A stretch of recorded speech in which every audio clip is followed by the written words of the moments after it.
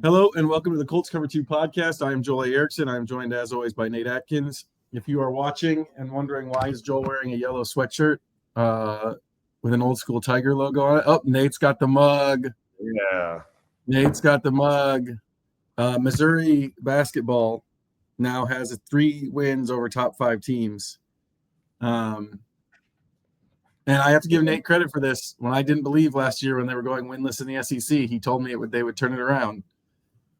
I did. I was drinking the Kool-Aid maybe a little prematurely when they were winless, but here we are. They destroyed Alabama last night, so that's not why people are listening to this pod, but that's why we have these. I can still be excited about it.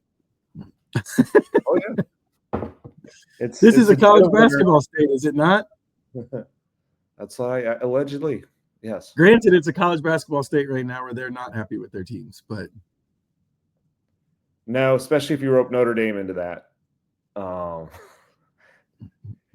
if someone teaches at Butler, I can back that up too. So things are as we record this podcast, it's not really good for anybody. No, it's I mean Purdue's good. Purdue's good, but they're in the middle. They're currently in the middle of a 3-game losing streak. Yeah, they're 3-game losing streak to a bunch of good teams, but still. And even Indiana State last year, who I got to cover in St. Louis, is their whole roster got picked apart. Oh man, you took it way back. Yeah. All right, we're getting into dark stuff now. We get back into the light. This is not the Purdue basketball podcast. This is not the Indiana basketball podcast. This isn't Butler or Indiana State or Notre Dame. If you need a Notre Dame basketball podcast, Kevin Bowen is your guy for that. This is the Colts Cover-2 Podcast. The Combine is coming up, and with not much else to talk about, what's at the top of your mind to find out next week? Or I should say not find out, because as we know, this is not a traditionally forthcoming interview availability coming up. Yeah, it's going to be a bit of a dance in that way. To me, I just kind of want to check the temperature on Chris Ballard when it comes to some of the free agent desires and interests that flared up in his last press conference. There was a little bit more intentionality that we normally hear about changing processes and base philosophies that he's used now for 9 seasons, but is finally willing to admit created problems both culturally, talent level, all of that by just running it back, and specifically to not bringing in outside voices and free agents. He more or less promised to do that to make a change at one position, which is quarterback. So I think we'll dive into that as well. Not a change from the starter, but to actually bring in a free agent. At the time he wouldn't go further than that because they were so fresh off the season. I still don't think he's not going to tell us here are our targets and here are the positions that we want to sign. But I do kind of want to get a sense for are those feelings still very present in you? Because the big challenge with Chris Ballard is trying to find a way to carry over feelings from the disappointment of a season to building that next year's roster and actually putting pen to paper, trying to win bidding wars for players that he doesn't know, trusting players on the outside to come into the building that he doesn't know. These are all the struggles that he's had for years and that have really built up the past 2 years or so when they basically haven't signed anybody outside the building. And so I just kind of want to get a sense for do you still feel the exact same way? Are you still as fired up about this stuff about the lack of competition and the teetering culture and that intentional about fixing it with free agency? Or do we get a little bit of a different tone on that in any way? Because everything we're doing until free agency actually starts is just we're guessing on will they actually do it. That's the question we get all the time. Will Chris Ballard actually change his ways? We won't fully know until free agency. I do think next week though will give us a little bit of an update on how likely that feels. Yeah. Well, like you said, it's one thing to say it 4 days after a season-ending disappointment, but there's been now more than a month since he talked. They've had a chance to go through film and fall in love with their players again. There's a lot of of we've heard some stuff in the past. Like I think the most obvious one to bring up is, right after the season last year, what we got was the reason Gus Bradley was coming back was because Chris Ballard didn't give him enough in the secondary, and it felt like that meant moves were coming, and moves were not coming. They were not coming. So that's maybe the most clear and present reminder that what happens in January doesn't always affect what happens in March, as much as I think most fans and most people around the team would like it to.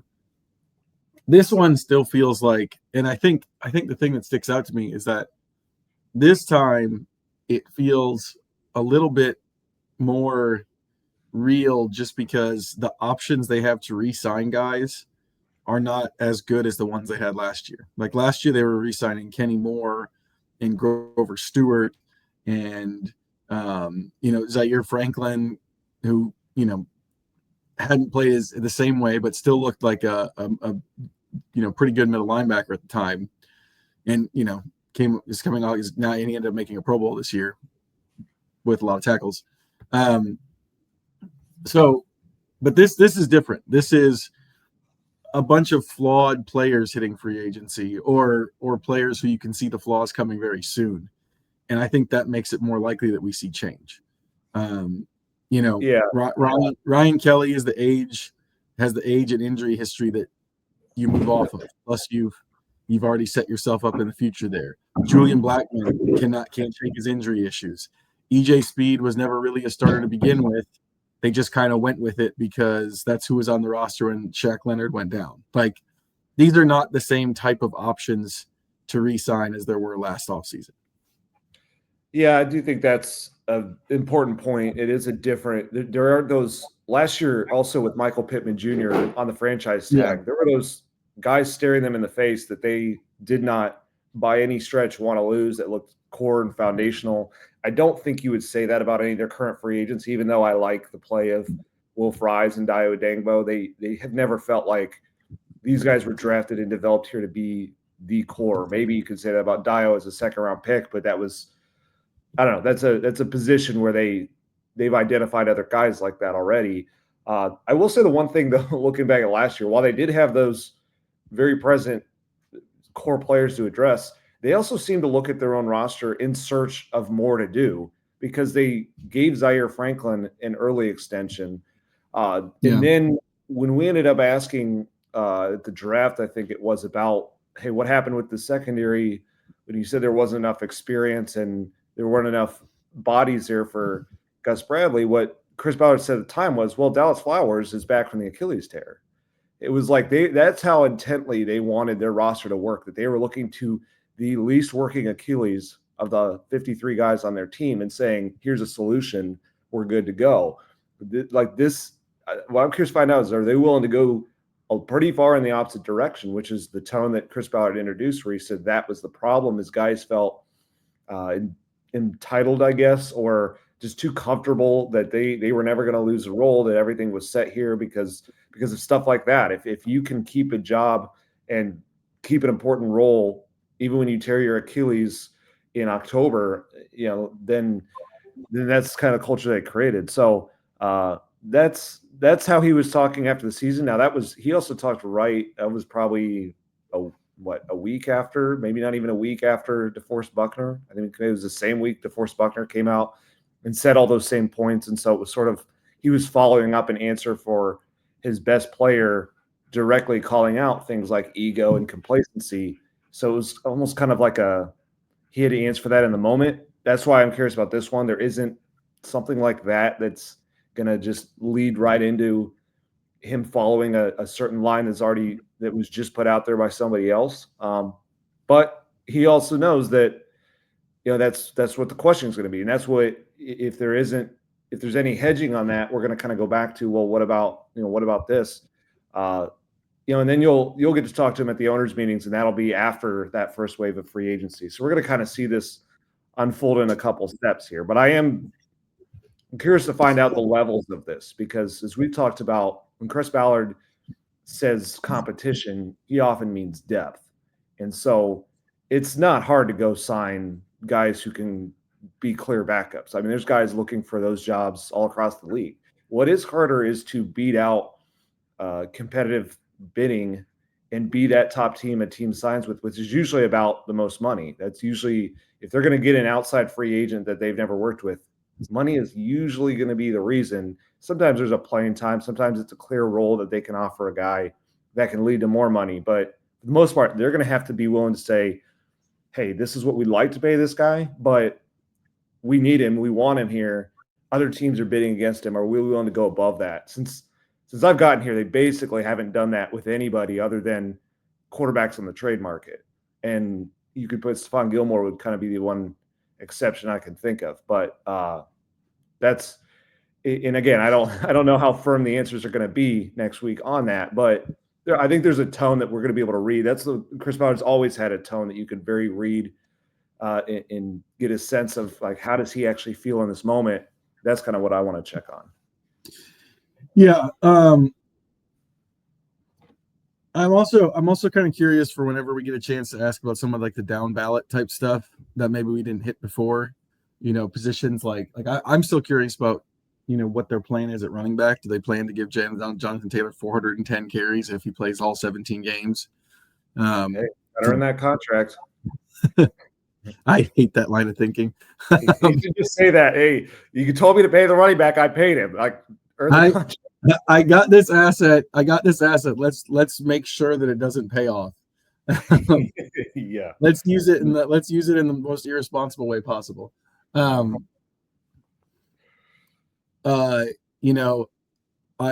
curious about his thoughts on the offensive line.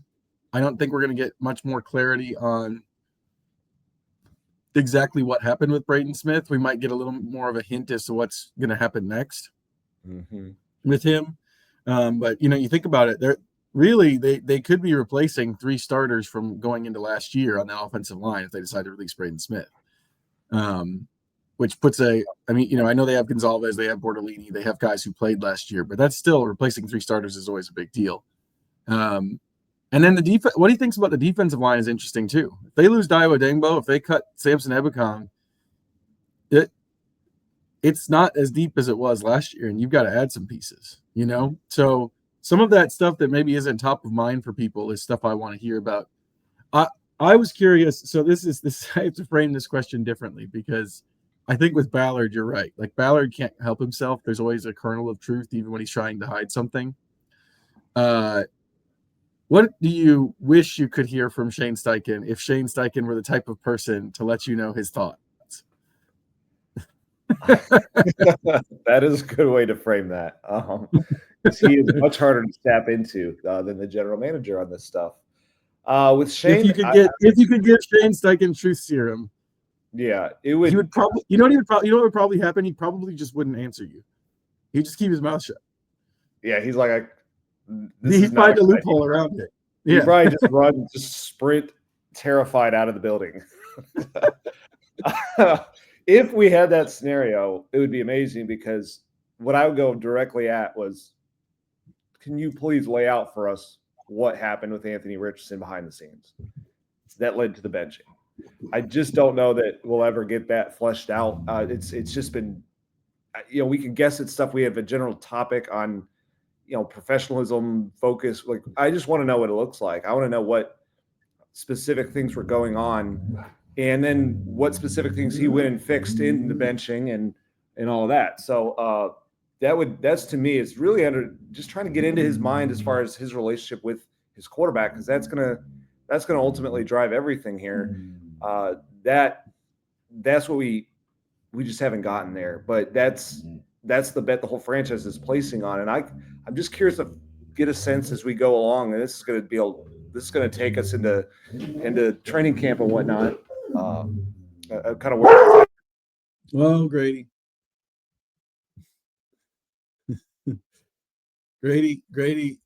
Nate's got somebody outside his door. It's the mailman or something. Grady doesn't like it. Don't go to Nate's house and unannounced. Just don't do it. It's not good for him. At least he warns me with stuff like this a little bit, so I know at least right when the explosion's about to happen, so I can time up the mute. So mostly got out of that one alive, but just mailman. That's the emergencies. The mailman came by. Mm-hmm. My mailman doesn't come to the front door. He just stays in his car and puts something in the mailbox outside. So if my dog had any of a dog's natural predisposition against mailman, we wouldn't know. He just sees a car go past. Yeah, we don't have that set up. It's a mailbox right next to the door, which is right next to where I record, which is not. It's just asking for chaos on these podcasts sometimes. So basically, Grady has daily torture. Yes, daily torture. This man comes every day to torture him. Yeah, and sometimes I'll time it up, and I'm like, "Oh, we'll be on a walk when he comes around." Well, he'll see him on the walk, and then it'll be happening there. So, oh no. I think with Steichen and Richardson, I think there's one way that we find out exactly what was going on. I think there's one way. If he becomes really, really good. Yeah. If he gets really, really good, and then it's a triumphant story of where he was as a rookie or where he was as a second-year player versus where he got to, then I think you might get the details you're looking for. Otherwise, I kind of agree with your inclination. We're probably not going to get the exact details. And in that scenario, they're still probably coming from the quarterback and not the head coach. just the way that things are. It's probably fair. That's probably fair.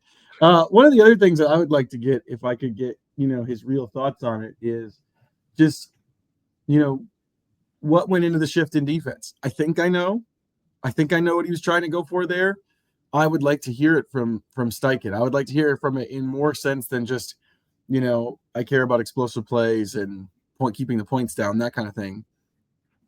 Like they went for a philosophical shift. You can see it in the people that we know they interviewed. They were going for something different. I would love to hear the thought process behind that and what Steichen was looking for in a coordinator. Yeah, because this does, by all indications, this was the defensive coordinator hire different than the past two in that it doesn't sound like Chris Ballard was driving it or at the front of it the way he clearly was with, obviously with Matt Eberflus. That was a weird situation where they hired a different head coach first, but then in a way, the same thing with Shane Steichen got here and Gus Bradley was already here. That was, I know some people think that it was like Chris Ballard forced that on Shane Steichen. That is not how it went down. Those two had a relationship, but as far as like the philosophy they were building and drafting and developing toward, Chris Ballard has driven that with defense coordinators. And this one, by all indications, this was much more Shane Steichen stepping in and stepping up and saying, this is what I'm looking for in defense coordinator. And then hiring Lou Anarumo, who's a pretty sizable shift from those past two who were more old school in their philosophies and the way that they build their schemes out, their schemes that have worked, iterations of them, but they were more, the Tampa 2, more the rush back in like the 90s and 2000s and for Matt Eberflus. And then Gus Bradley, that Seahawks style defense was obviously when the Legion of Boom rose up in the late 2000s and 2010s. Lou Anarumo's defense isn't defined that way. But it's built back to front. It emphasizes positions that Chris Ballard has traditionally not invested a ton in, like safety and cornerback. And so that's also where I'm curious with the Ballard part of it is his urgency to follow through on that, because the shift that they had, it's one thing to shift philosophy. We've talked about this already, but like they've got to have the right players to do it. And so I think when you look back at like last year's team and, fans got frustrated with, Gus Bradley's defense, the style of it, the perceived lack of aggression. It was absolutely true to a point, but I think the roster went hand in hand with it because there were small moments where they tried to do some things with blitzing and simulated pressure and dropping defensive linemen. And the guys that they were asking to do it looked so out of place that I don't know that even if that was more in their bag and something they trained and focused on, that it was ever going to be a strength. But it needs to be a strength in this defense if they're going to play the way that the good Bengals defenses under Lou Anarumo have. they're going to need to be able to have defensive linemen who can drop, linebackers who can blitz, and linebackers who can cover a little bit, and safeties who can interchange between being the single high guy and coming down into the box and all of that. And then being able to switch up the coverages on the outside at cornerback, all this stuff that I just don't know that their roster is built so rigidly to a specific style for Gus Bradley and then previously for Matt Eberflus that it wasn't built to be a lot more than what those systems were asking for. And so Chris Ballard clearly was willing to adjust to a degree if you let, if Shane Steichen stepped forward and hired this defensive coordinator really mostly on his own. But I'm curious to find out kind of what Chris Ballard's side of this is going to be to build it out with the right players. And that's the draft is part of that, but also you need some guys who've proven they can do some of these things and not get into the spot the Bengals did where everything was draft and replace and have young players doing difficult jobs. So that's kind of hearing Chris Ballard talk a little bit more about the defense too will be interesting in philosophy, because the last time we talked to him right before they hired Lou, he said, he hinted at things like there is a value in affecting the quarterback, but didn't really get specific about blitzing, coverages, any of that. I'd like to kind of hear what he has to say on some of that too. Yeah, I think all that stuff is really interesting. Are there any prospects? Well, I think I can guess the prospect you want to hear from most. And his name rhymes with Skylar. And his name rhymes with Skylar Boren. Yeah, I don't know who you're talking about. The guy that everybody fan wants. Yeah. Yes, Tyler Warren. Yeah, I mean, tight end. We could pretty much look at every single tight end in this draft. And I don't know, maybe the Colts draft two of them. Maybe they do it with their first and second round pick. They're just they're just tired of the position. They just throw it at it. Well, it is interesting about the offense is like, obviously they had a lot of offense problems, but outside of, yes, there's a world where they're replacing 3 starters on the offensive line. There's also a world where for next year, it's as simple as just move up Tanner Bortolini next to Will Fries. And so you look across the offense, there's not much that actually should change about anybody who's starting outside of the center position, except possibly everybody that plays a snap at tight end. So it's like that position is so front of mind for this offense. That makes it very different than the defense, which we could go through almost every position on the defense outside of defensive tackle and nickel cornerback and middle linebacker and debate who should start and should they add free agents and all that kind of stuff. Top draft picks, could they start?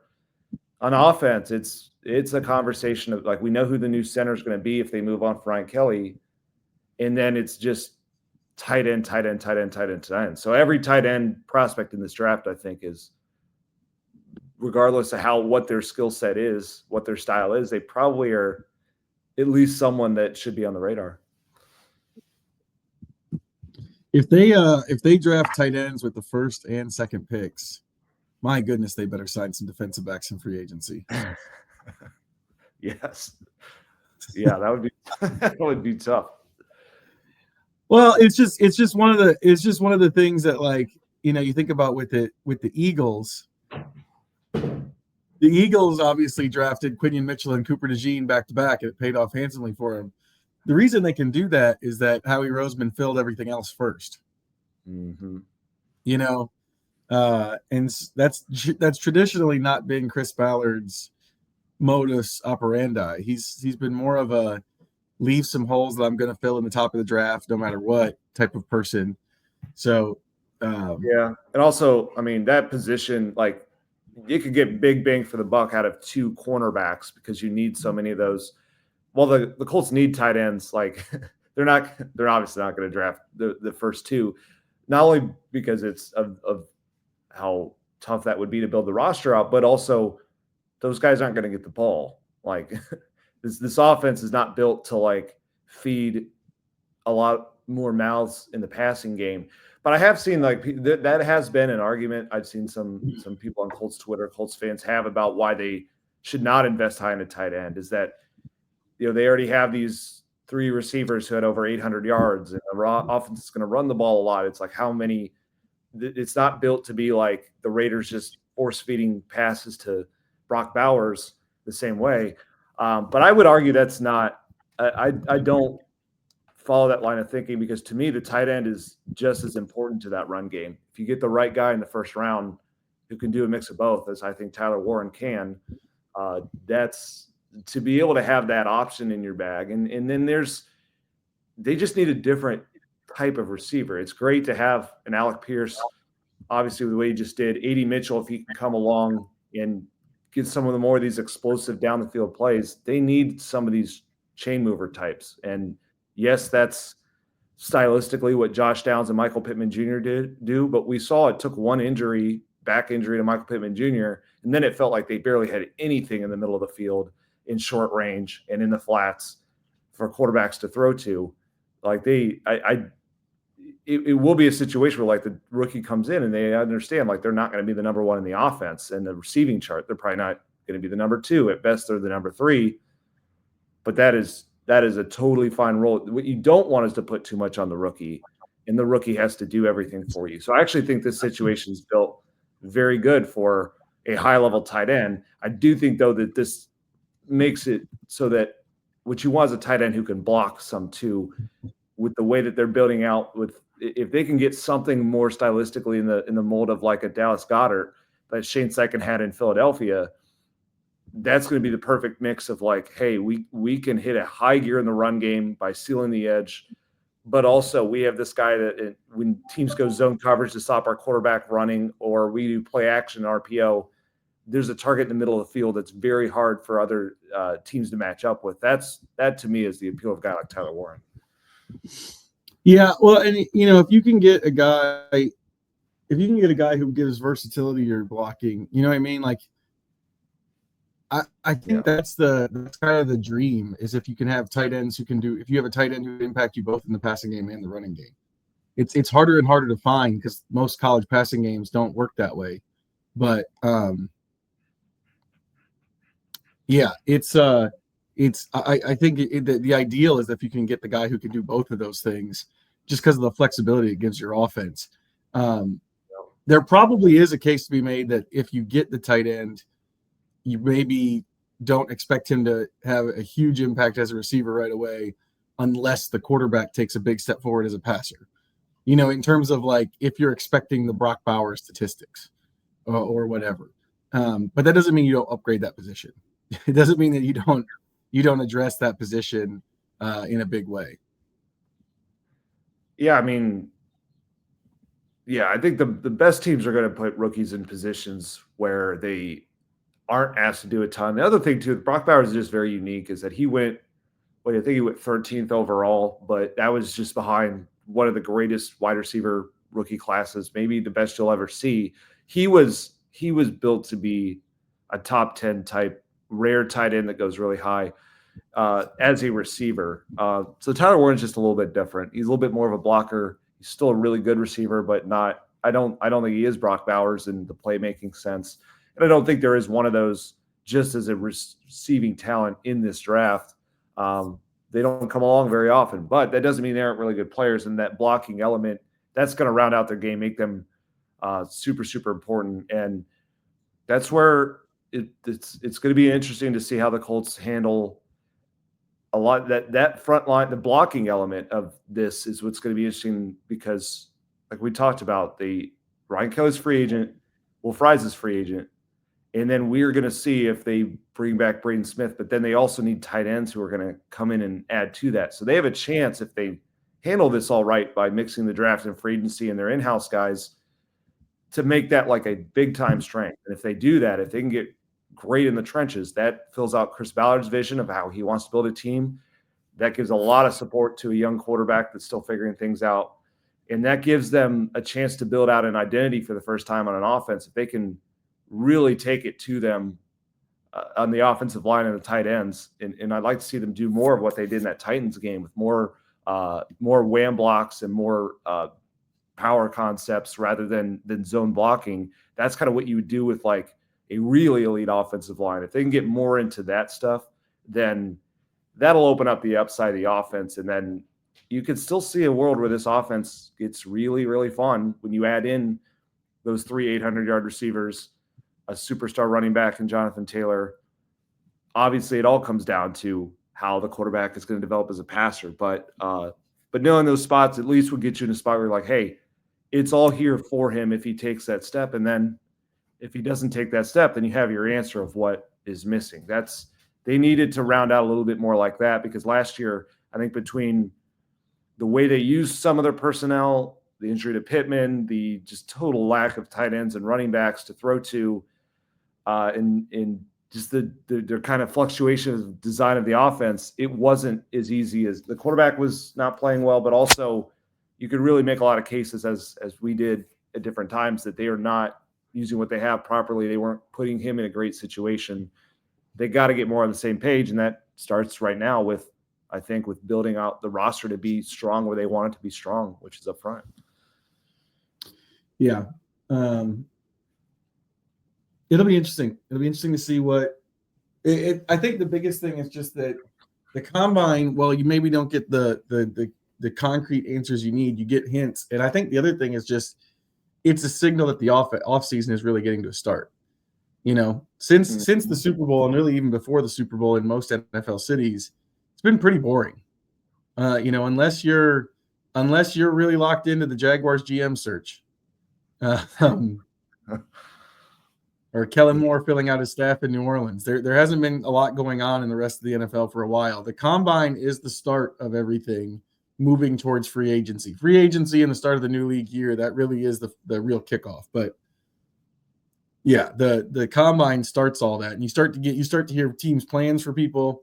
You start to see more people getting released. Like there have been a couple so far, but usually everything starts to kind of ramp up as we get closer to the deadline. And after the GMs and coaches have a chance to talk to the agents in Indianapolis next week of the guys that they're either trying to re-sign or not going to re-sign or whatever. So things are about to get going. We'll have more to talk about next week at some point. The Colts are scheduled to talk on Tuesday at 4:30 and 5:30. So that means we will likely pod Wednesday, I would guess. Mm-hmm. Depending on what players are coming out and when and who we have to talk to and all that stuff. So it'll be a juicy pod after we get Shane Steichen on Truth Serum and get all these answers that we're looking for. Well, Truth Serum and a rope. We have to tie him to something so he can't run out. We're hyping this up a little too much. It can't just be Truth Serum, because it has to be something that also compels him to say what he's thinking. That's the difficult part. Keep him from running away screaming. That's because I think he would just not say anything. Yeah. That would make it even harder. Hey, we talked to Shane Steichen. He didn't talk back to us for an hour.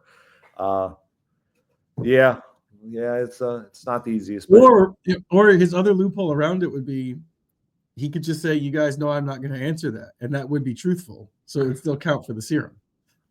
Oh, don't put that out there. You're giving him ideas. I'm not giving him any ideas he hasn't used already.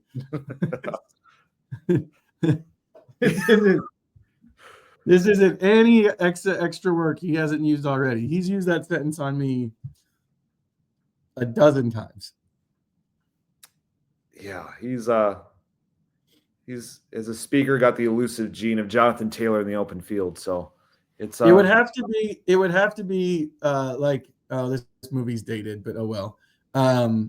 It would have to be like in Liar Liar. You have to have the personality of Jim Carrey's character, where you not only can you not lie, but you can't stop yourself from speaking. Yeah, I haven't seen that movie. So but that wow, really dated then. Really dated then. Yeah. The off-season theme of this podcast is Joel is older than he thinks. That's the off-season theme of this podcast. I don't know. I think we've had moments where I realize I'm older than I think too, where I'm starting to come to that realization too. So maybe I'll watch that movie and then just complete the migration. That came out in 1997, Nate. I know I was 6. I didn't end up watching it. I'll watch it. Maybe we'll do a review of the movie for one of these podcasts when we're trying to kill time. Man. Gotta watch when you have to start watching your movie references, that's a sign. Yes. or I'm just bad with movies. There's that too. Okay. Well, Nate has to get going to teach his class at Butler and rest up for the combine next week. We'll be back next week after Chris Ballard and Shane Steichen talk with whatever they say or don't say to try to read between the lines. For the Colts Cover-2 Podcast, I'm Joel A. Erickson. This has been Nate Atkins. We'll talk to you guys next week.